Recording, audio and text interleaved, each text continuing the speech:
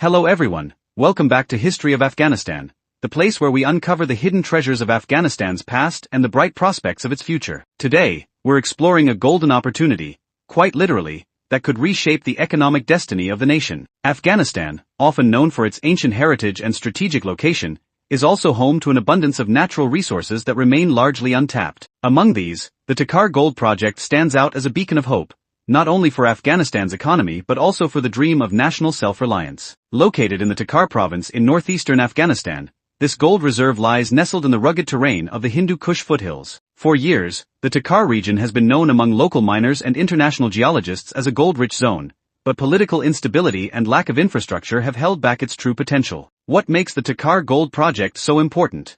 Estimates suggest that Takhar holds several tons of gold, both in placer and hard rock forms. These are not just small scattered deposits. These are commercially viable gold resources that, if properly mined, could generate hundreds of millions of dollars in annual revenue. This revenue can be channeled into Afghanistan's education, health, and infrastructure sectors, fueling development in ways that foreign aid never could. In 2020, Afghanistan's Ministry of Mines and Petroleum initiated studies to assess the full scale of the gold deposits in Takhar. The early findings were highly promising. Private investors and state-backed firms from countries like Turkey, China, and even the UAE began expressing interest in participating in the project. However, with the Taliban's return to power in 2021, many international partnerships paused their activities. Yet, the Taliban-led administration made it clear that they intended to pursue economic independence through the responsible development of Afghanistan's natural resources. Takhar Gold became a prime candidate for such initiatives. In 2022 and 2023, Taliban officials reportedly invited private investors under strict regulatory frameworks to ensure that the mining is done legally and transparently. This included environmental assessments, protection of local communities, and revenue-sharing agreements to benefit the Afghan people. So, how does gold mining at Takhar work?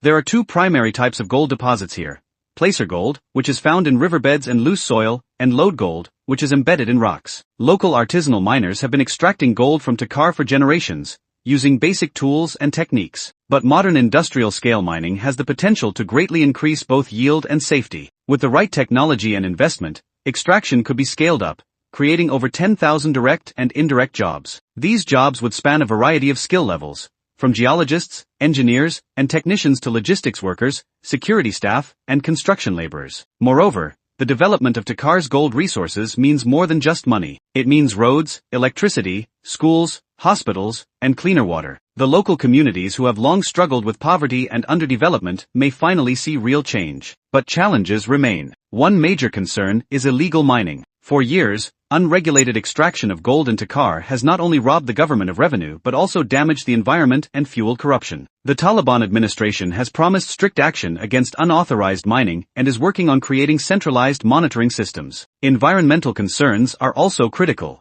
Gold mining, especially when done without proper oversight, can cause deforestation, soil erosion, and water pollution. To prevent long-term damage, Afghanistan must adopt global best practices, including the use of eco-friendly chemicals, rehabilitation of mined areas, and protection of biodiversity in the region. Then there's the issue of political stability and international recognition. Without diplomatic ties and secure trade routes, selling gold in the global market becomes difficult. That's why efforts are being made to work with regional allies, particularly Pakistan, China, Iran, and Central Asian republics, to build cooperative trade networks that allow for smooth export of Afghan minerals. Let's also not forget the social dimension. The Takhar Gold Project is expected to bring development to one of Afghanistan's historically marginalized regions. Schools could be built for children, vocational training centers for youth, and healthcare units for women and the elderly. This project has the potential to become a model of how resource wealth can directly benefit the people, rather than enriching only a few elites. The Taliban have repeatedly emphasized that Afghanistan's resources belong to its people. Their administration has vowed that gold,